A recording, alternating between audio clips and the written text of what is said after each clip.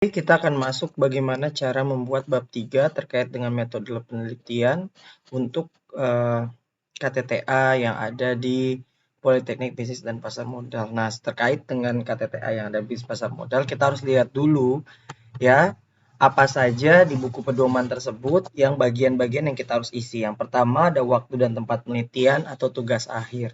Yang menjadi landasan berarti adalah waktu penelitian itu berarti dari kapan kalian menyerahkan proposal sampai dengan nanti rencana sidang sampai dengan lulus itu berapa lama gitu ya. Biasanya sih 4 sampai dengan 6 bulan atau 1 semester. Nah, ada metode tugas akhir sampai dengan nanti pembahasan. Nah, sekarang kita satu persatu dulu kita jabarkan.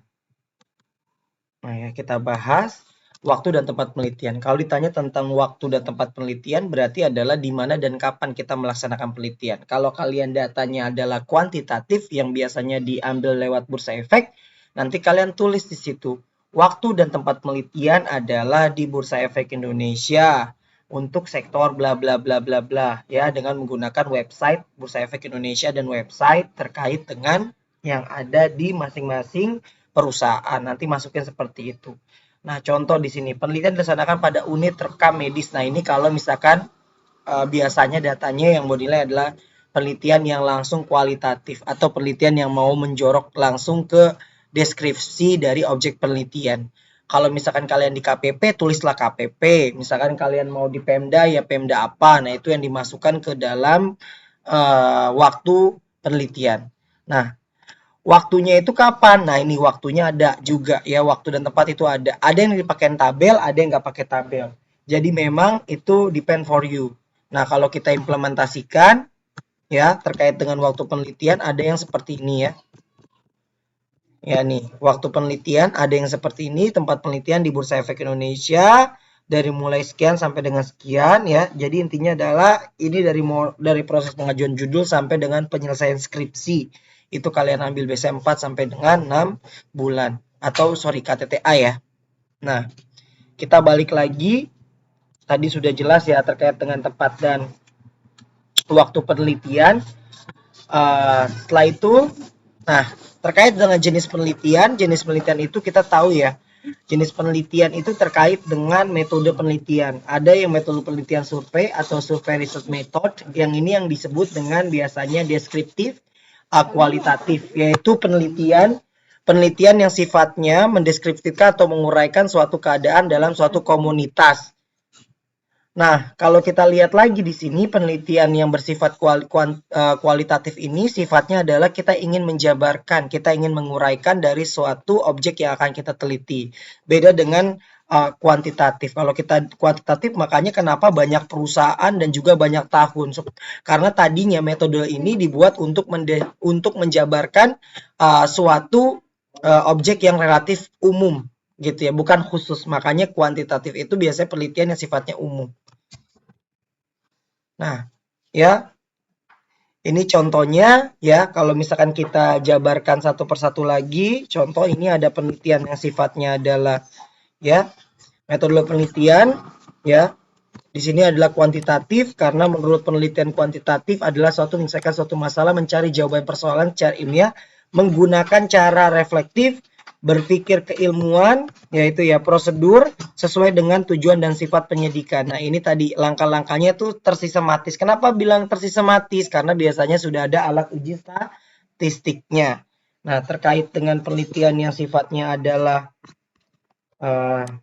kualitatif, nah nih dijelaskan di sini juga. Nah, memaksa menerangkan mendeskripsikan secara kritis atau menggambarkan suatu fenomena, suatu kejadian, suatu peristiwa, interaksi ya sosial masyarakat dengan mencari menemukan makna dalam konteks yang sesungguhnya. Oleh karena itu penelitian kualitatif bersifat deskriptif atau mengumpulkan data, bukan hard data yang diolah dengan statistik. Jadi bukan yang diolah dengan statistik. Tadi sifatnya adalah kualitatif ya. Jadi memang kalian harus paham dulu terkait dengan metode penelitiannya. Kalau pakai alat uji statistik namanya adalah kuantitatif. Kalau yang hanya mendeskriptifkan atau menelaah, mencari mining for the informations for case this company gitu ya. Jadi intinya adalah kasus-kasus yang ada dalam satu perusahaan dijabarkan, itu namanya adalah kualitatif. Maka kalian harus mendeskriptifkan dalam hal tersebut gitu ya. Nah, kalau ini dengan pendekatan studi kasus. Kenapa dibilang pendekatan studi kasus? Karena pendekatannya walaupun berupa angka dan tabel, tapi hanya satu perusahaan. Ya ini ya. Ini contohnya nanti ini perusahaan mengambil PPh 23 di PT apa gitu. KIS kalau nggak salah. Ya, di PT KIS. Oke, sebentar. Nah, tadi ya, kalau pada saat survei atau dalam hal kualitatif, nah kualitatif di sini kalian bisa lihat ada seksional silang. Di sini kasus yang terjadi dalam objek penelitian diukur dikumpulkan secara bersamaan. Ada studi retrospektif, pengumpulan data dimulai dari efek akibat yang telah terjadi. Contoh misalkan lumpur lapindo kenapa bisa terjadi itu bisa, atau enggak COVID-19 itu kenapa bisa terjadi. Itu studi retrospektif, jadi dimulai dari akibat yang terjadi itu karena kenapa gitu ya. Kayak misalkan kalau krisis moneter, nah itu juga bisa. Jadi akibatnya dulu baru penyebabnya. Nah, kalau yang retrospektif dimulai dari variabel penyebab atau resiko. Nah, itu bedanya ya. Nah, metode penelitian yang kedua ada yang sifat eksperimental. Ini adalah metode yang jarang banget digunakan ya. Eksperimental ini biasanya digunakan oleh bagian atau jurusan kedokteran, laboratorium, kayak misalkan contoh yang gampang vaksin COVID-19 itu penelitian bersifat eksperimental karena mengukur akibat pengaruh percobaan tersebut pada variabel dependen. Kalau misalkan variabel dependen ini maksudnya apa sih? Contoh yang kita gampang vaksin. Nah, vaksinnya ini gimana? Tingkat efektivitasnya berapa? Itu namanya adalah penelitian eksperimental. Jadi kalau kamu mau lihat terkait dengan uh, akibat dari mengukur terkait dengan variabelnya dia, contohnya yang gampang juga bisa kita lihat dari efisiensi efektivitas itu, tapi bukan lihat dari kalau dari pemerintah daerah itu bukan eksperimental karena udah tahu. Nah, ini kalau misalkan efektivitas sama efisiensinya belum ketahuan. Misalkan suatu kebijakan yang belum ada ketahuan efektivitasnya seperti apa gitu. Nah, itu namanya eksperimental. Itu maksudnya percobaan modifikasi secara sengaja terkontrol dan menentukan peristiwa dan kejadian. Jadi dicontohkan nantinya. Jadi di suatu kelas ada sekian, ini sekian, itu namanya eksperimental. Jadi kalau kalian misalkan bikin penelitian eksperimental bisa juga sih terkait dengan peraturan perpajakan, tapi kalian mengkondisikannya itu nanti misalkan di suatu kelas atau di suatu seminar seakan-akan wajib pajaknya ini adalah wajib pajak tertentu, nanti dieksperimentalkan seakan-akan wajib pajaknya ini berada di lingkungan yang bisnisnya yang dalam keadaan normal gitu. Bisa kayak gitu. Itu namanya penelitian eksperimental.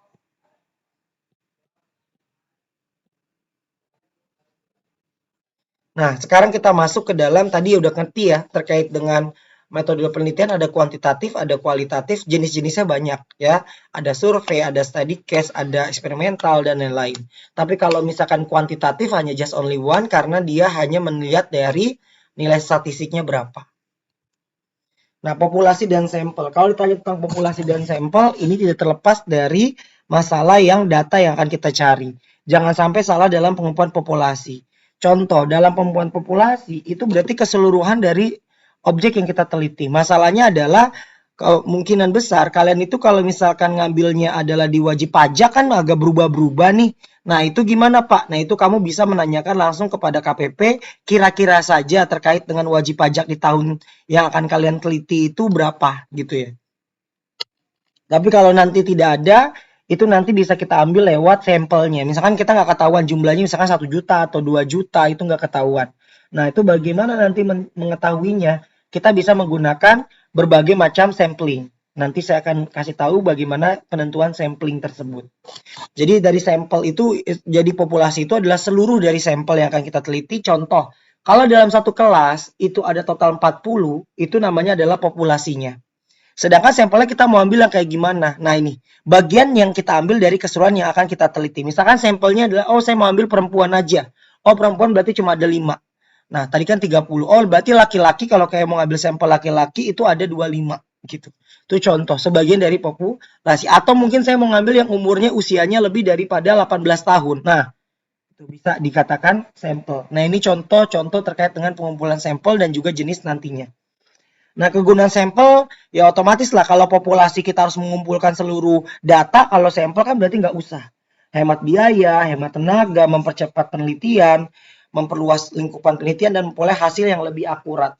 Seperti halnya quick count. Kalau kalian pernah lihat quick count ya, atau pernah dengar gitu ya, terkait dengan perhitungan cepat pemilihan presiden, gubernur, itu menerapkan populasi dan sampel. Kenapa? Itu penyebaran datanya harus dilihat karena kita nggak bisa main asal pengambilan data saja, ya. Itu penentuan sampel dan populasi ini ada batas margin errornya, ya. Jadi dengan demikian, ketika kita ada quick count itu lebih cepat dapatnya, taunya hasilnya udah tahu gitu ya. Makanya kalau quick count itu dari dulu ke dulu kan tahu ya quick count-nya gimana. Pak Jokowi menang ya sudah menang gitu ya. Walaupun waktu itu ada satu atau dua quick count yang menyatakan Prabowo menang, tapi sebagian besar lembaga survei menyatakan Jokowi menang. Nah, itu tadi saya bilang. Quick count itu tergantung dari sampel. Jadi kalau sampelnya salah, mungkin yang waktu dulu Prabowo menang, sampelnya mungkin ya, ini sekali lagi praduga, sorry hipotesis, ini contoh. Mungkin dia pengambilan sampelnya adalah di basis-basisnya Prabowo sehingga otomatis pada saat dia menentukan sampling gitu ya, ada kesalahan margin error di situ. Nah, jadi memang tidak bisa pengambilan sampel. Salah pengambilan sampel, ngulang seluruhnya. Hasilnya ngulang. Jangan sampai ada pengambilan sampel salah ya. Nanti pada saat kalian ngambil sampel salah, ini terutama dalam penelitian kuantitatif, dalam pengambilan sampel salah, maka hilang semua data kalian, uji ulang lagi. Oke, terkait dengan sampel, bentar saya jelaskan dulu.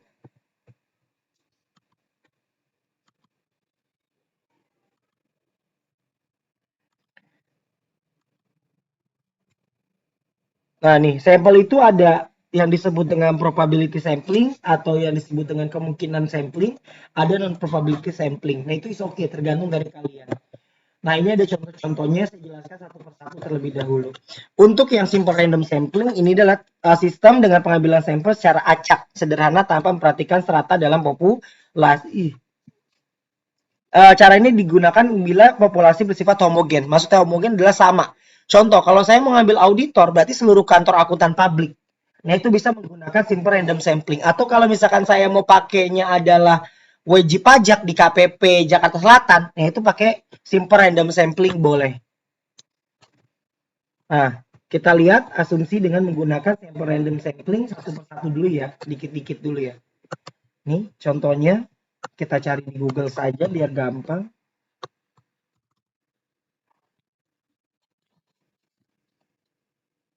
Nah, dia menggunakan simple random sampling karena di sini dia menggunakan adalah populasinya itu nanti pasti nih pegawai kedai kopi. Kalau kalian pelanggan kedai kopi itu homogen gak? Homogen. Kenapa bilang homogen? Karena yang beli kopi pasti yang suka kopi. Nggak mungkin yang beli kopi tidak suka kopi. Nah, ini makanya dipakai simple random sampling.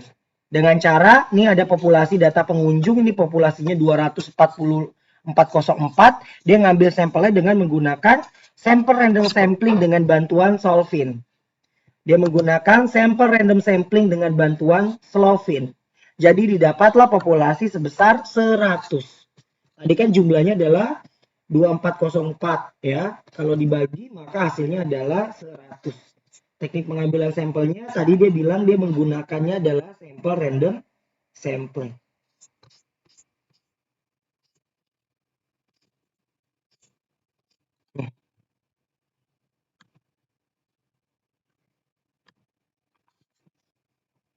Ya, jadi memang tergantung dari depend for you gitu ya, sekali lagi ya. Tergantung dari jenis populasinya seperti apa dan jenis penelitiannya apa. Nah, ini hampir sama ya. Ini contohnya misalkan teknik pengambilan populasi tapi memiliki unsur yang tidak homogen. Misalkan tadi ada populasi yang berlatar SD, SMP, SMA, ada perguruan tinggi. Misalkan kalian mau lihat terkait dengan kemampuan daya pikir. Nah, itu kalian bisa menggunakan Proponent Stratified Random Sampling. Bisa kayak gitu. Jadi misalkan auditor tuh juga kalau kalian mau lihat, misalkan ya, Ada stratanya, ada junior, ada senior. Nah, itu kalian bisa lihat dari situ juga bisa menggunakan proportionate stratified random sampling. Jadi diproporsionalkan. Contoh ya tadi ya. Misalkan kita pakai di kantor akuntan publik.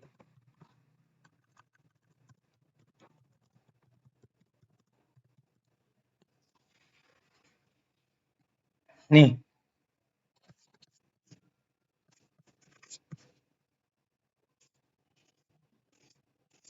Bab 3.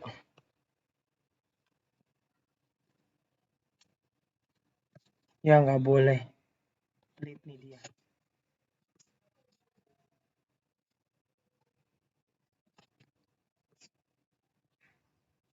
Nah nih. Dia menggunakan populasinya adalah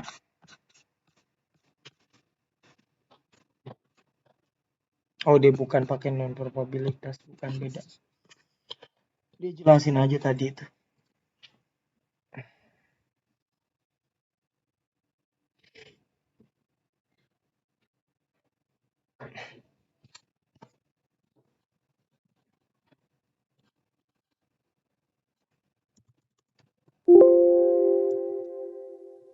Nah,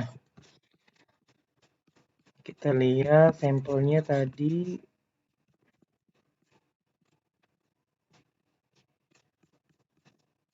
Langsung aja sampel.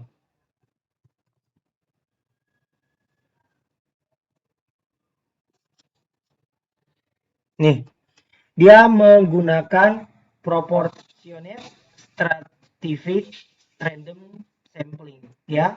Kalau kita lihat tadi populasinya, dia berdasarkan kategori ya. Ada pertanian, ada pertambangan, dijumlahkan seluruh populasinya berapa, baru dipresentasikan. Maka sampelnya nanti ini akan ketemu 1,7%, tadi totalnya adalah 100%. Ini dibagi, kalau ini dibagi aja. Jadi 1 dibagi dengan sekian, ini dibagi dengan 58, nanti hasil menghasilkan kayak gini, nanti baru dikalikan. Ya.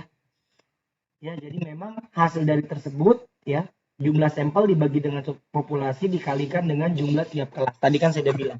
Ya, maka dengan demikian nanti hasilnya akan ketemu sampel yang diambil 1. Kalau yang untuk perkebunan tadi ada 16, populasinya diambil hanya 14. Nah, selebihnya itu berdasarkan itu pengalian ya. Ini pengalian. Oke. Ini udah kita dapat, maka kita lanjut lagi terkait dengan metode yang ada. Nah, ini jarang digunakan ya. Jadi saya agak singkat-singkat aja, nanti kalian tinggal baca lagi saja contohnya dan jenisnya seperti apa. Nah, ini ada disproportionate stratified random sampling. Nah, teknik ini digunakan bila populasi tidak homogen dan berserata tapi kurang proporsional. Contoh, anggota populasi berlatar pendidikan yang berbeda tapi jumlahnya tidak seimbang. Nah, tadi jumlah tidak seimbang maksudnya gimana?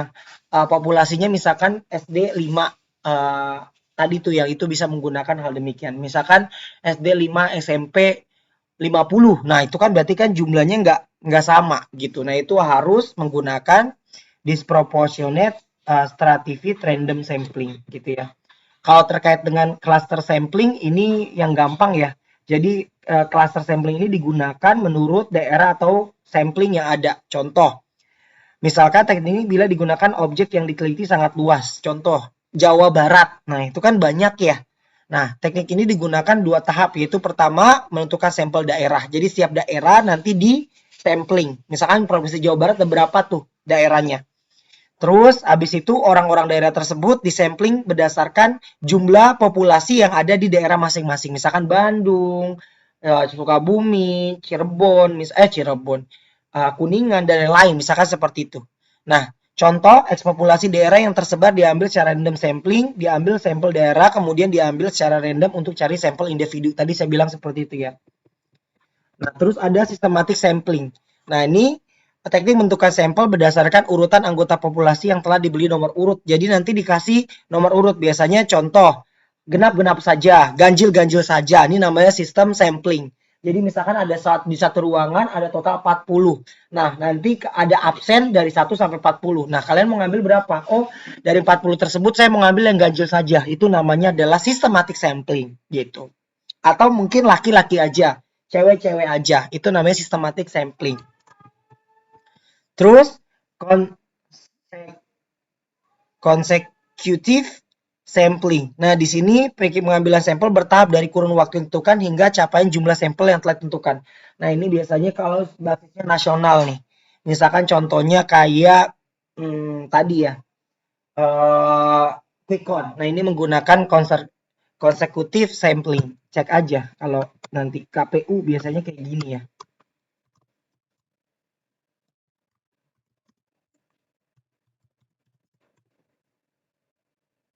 Tuh, Komisi Etik Politeknik. Nah, biasanya pakainya itu. Pokoknya komisi-komisi itu rata-rata menggunakan gitu.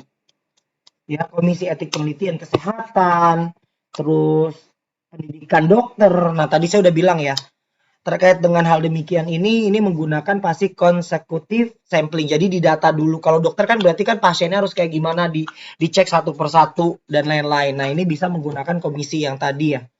Nah, biasanya digunakan untuk bagian kesehatan. Terus accidental sampling. Nah, ini kalau ini paling gampang ya.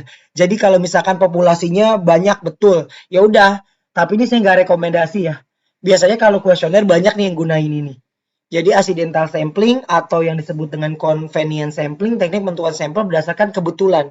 Siapa yang kebetulan bertemu dengan peneliti, dialah yang digunakan untuk sampel. Jadi siapa yang ketemu sama peneliti, dialah. Peneliti ini diberikan kewenangan untuk menentukan sampling. Kuota sampling. Ah, teknik penentuan sampel dari populasi memiliki ciri-ciri khas khusus gitu ya. Sampai jumlah kuota yang diinginkan tercapai dilakukan secara kelompok. Nah, ini contoh dari hal itu.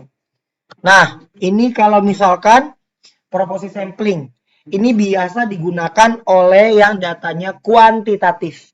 Biasanya menentukan kriteria-kriteria tertentu untuk data yang akan kita teliti. Nah, ini contohnya. Ini populasi samplingnya dia menggunakan uh, proporsi sampling. Dia contohnya di sini dia menggunakan subsektor restoran, hotel, dan para wisata. Nah, jumlah populasinya kalau nggak salah tadi ada 42. Nah, 42 di sampling tersebut dikasih kriteria-kriteria sesuai dengan keinginan peneliti, dapatnya adalah menjadi 8.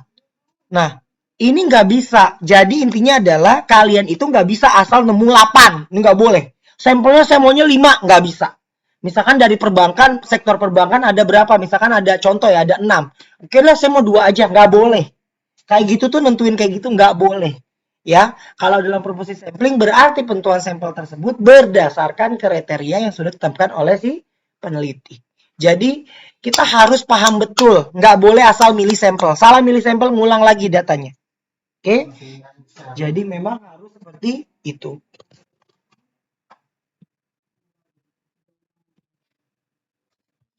Nah, kalau sampling jenuh ini biasa digunakan oleh penelitian yang sifatnya kuali. Ya, kenapa saya bilang? Karena jumlah populasi kurang dari 30. Nah, makanya seluruh populasi dijadikan sampel. Ini maksudnya adalah penelitian kuali biasanya gitu ya. Sampling jenuh. Misalkan dalam satu anggota kelas hanya total 25. Ya udah jadiin aja 25 itu. Hmm,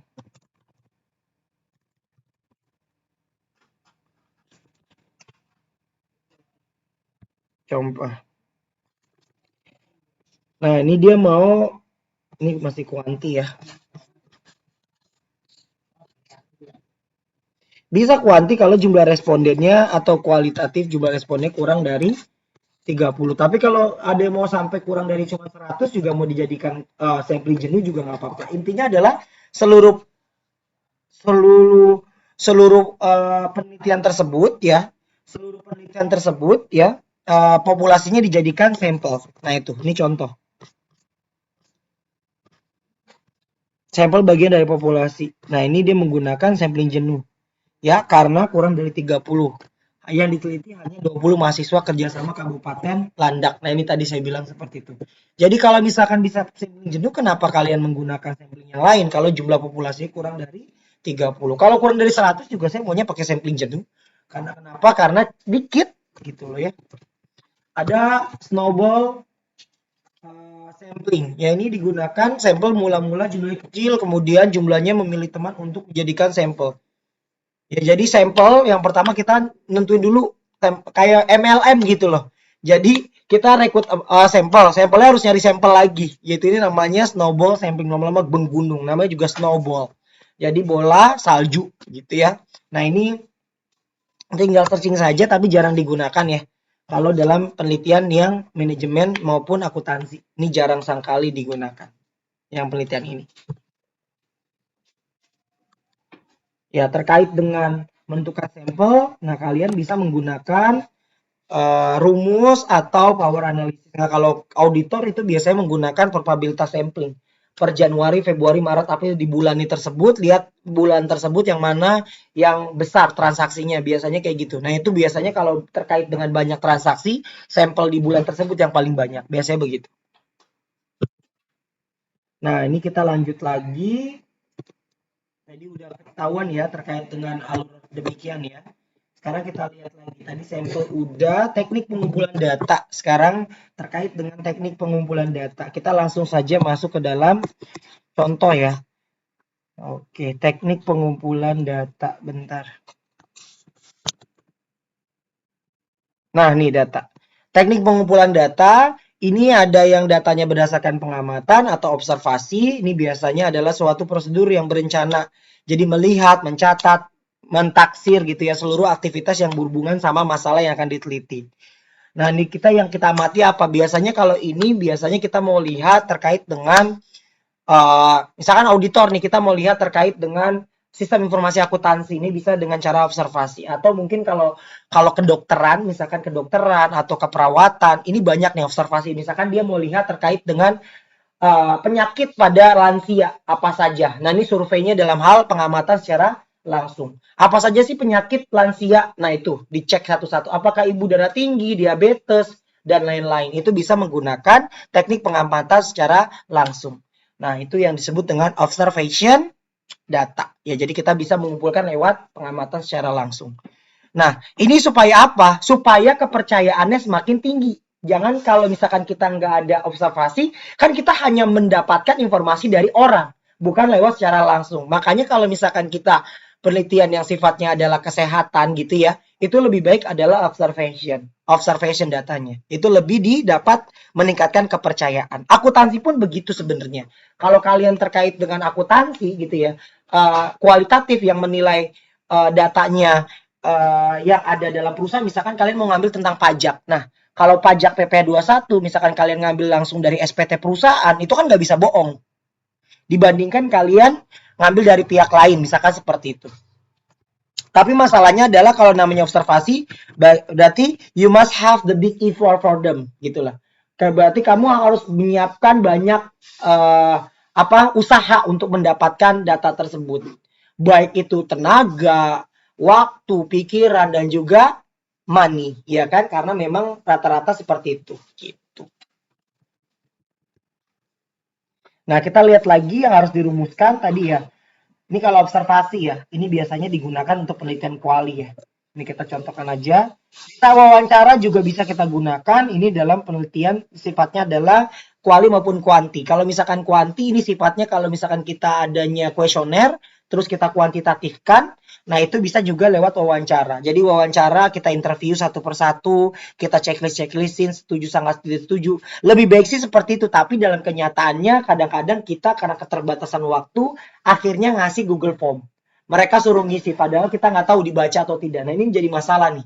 Kadang-kadang kalau kita disuruh ngisi Google Form, dibaca atau tidaknya itu relatif tergantung depend from the respondent, ya gak? Tergantung dari respondennya. Respondennya balas, baca atau enggak. Kadang-kadang isinya sangat setuju terus, padahal ada pertanyaan kontra. Ya, padahal ada pertanyaan kontra. Misalkan, apakah Anda memiliki selalu mendapat misalkan kalau misalkan pertanyaan kontra tuh gini.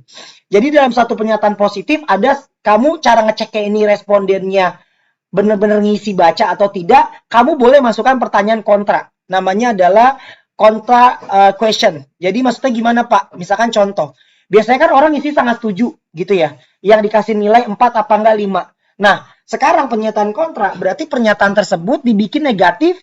Jadinya nanti ketika dia milih nilainya sangat tidak setuju malah dikasih nilai 5. Nah, itu namanya pertanyaan kontra. Supaya dia tahu, kita tahu apakah responden ini baca atau enggak. Contoh kalau dalam pajak, misalkan, apakah Anda tidak membayar pajak selalu? Nah, dia jawabnya sangat setuju. Nah, itu berarti orang nggak baca.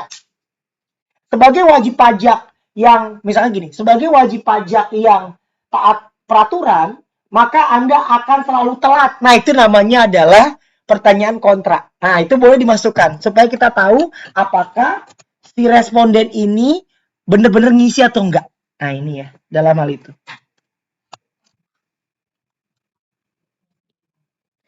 Nah, kekurangannya tadi sudah bilang boros waktu dan lain-lain. Angket, nah ini juga bisa. Kalau kalian mau lihat terkait dengan evaluasi kinerja dan lain-lain, itu biasanya lewat angket. Ini saya lengkapin saja. Ya, pengolahan data tadi ya, ada yang sehubungan dengan kualitatif, ada sehubungan dengan kuantitatif. Kalau kualitatif biasanya data tersebut dikategorikan, dikategorikan berdasarkan variabel. Sedangkan kalau kuantitatif data yang sifat angka yang mulai dari hasil pengukuran maupun perhitungan. Makanya nanti pengolahan data tersebut sangat wajib kita ketahui. Ya, ini penyusunannya, ini saya lengkapi saja.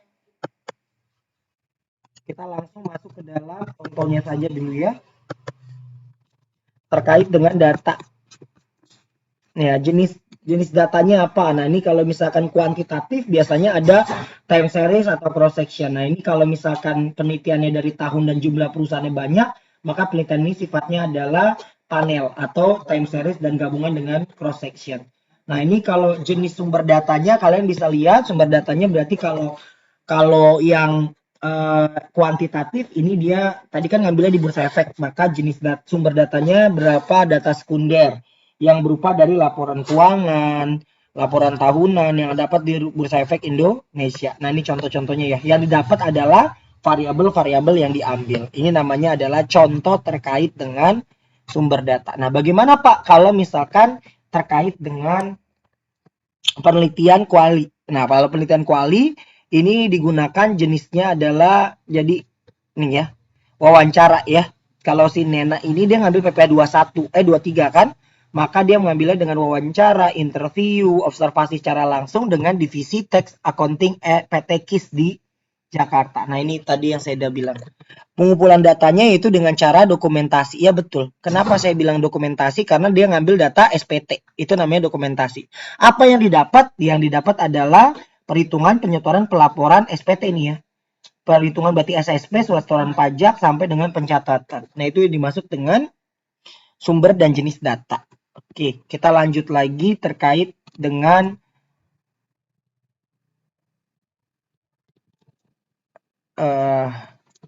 instrumen penelitian.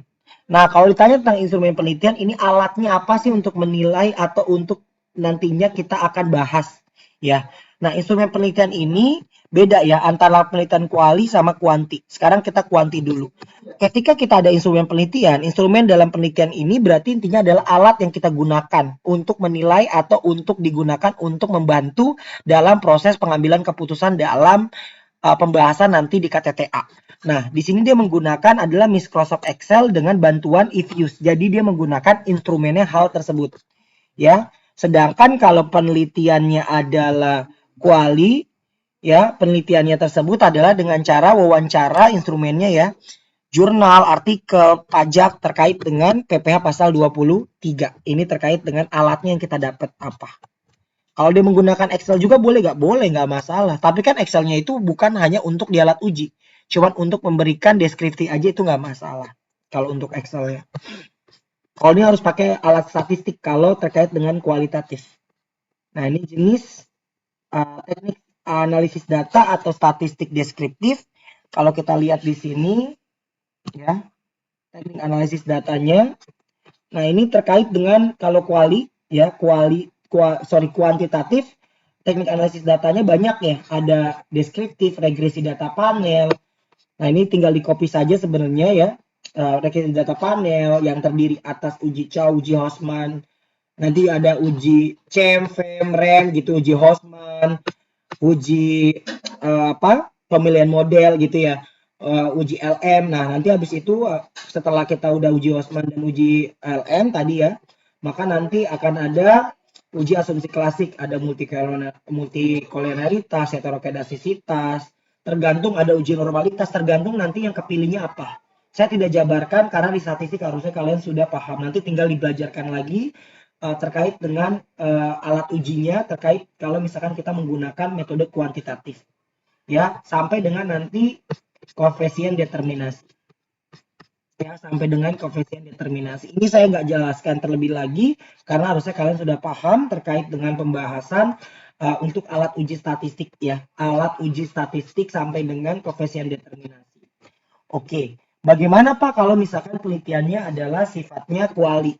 Kalau sifatnya kuali gampang, dia hanya mendeskriptifkan suatu objek penelitian. Ya, ya, dia hanya mendeskriptifkan teori tersebut berdasarkan fakta dengan data yang akan dijabarkan lewat pembahasan. Nah, yang terakhir adalah pada saat pembahasan. Pembahasan dalam penelitian kuantitatif dulu. Nah, nanti pembahasannya tersebut dilihat berdasarkan hipotesisnya apa. Kalau di sini dia akan membahas pengaruh X1 terhadap Y, X2 terhadap Y, X3 terhadap Y sampai dengan uji X1, X2, X3 terhadap Y. Ini kalian tinggal baca aja profitabilitas, ukuran, tangible terhadap struktur modal, dan terakhir profitabilitas, ukuran, dan tangible terhadap struktur modal. Nah, itu pembahasannya. Sedangkan kalau dalam penelitian kualitatif, pembahasannya hanya dilakukan berdasarkan rumusan masalah. Kalau nggak salah tadi Nena hanya ingin menghitung, membayar, melapor, sama pencatatan akuntansinya seperti apa. Nah, nih. Pembagian ini menjelaskan penggunaan teknik analisis kualitas data yang terkaitan dengan teori. Harusnya ditulis nih. Pembahasannya hanya meliputi perhitungan pembayaran, pelaporan, dan pencatatan. PPh pasal 23 pada PT KIS. Harusnya ditulis ditambahkan. Gitu ya. Jadi, saya rasa cukup terkait dengan bab 3. Nanti bab 3 ini menjadi bab terakhir pada saat kalian menggunakan untuk bahan UTS. Oke? Saya akhiri dengan mengucapkan alhamdulillah. Wassalamualaikum warahmatullahi wabarakatuh.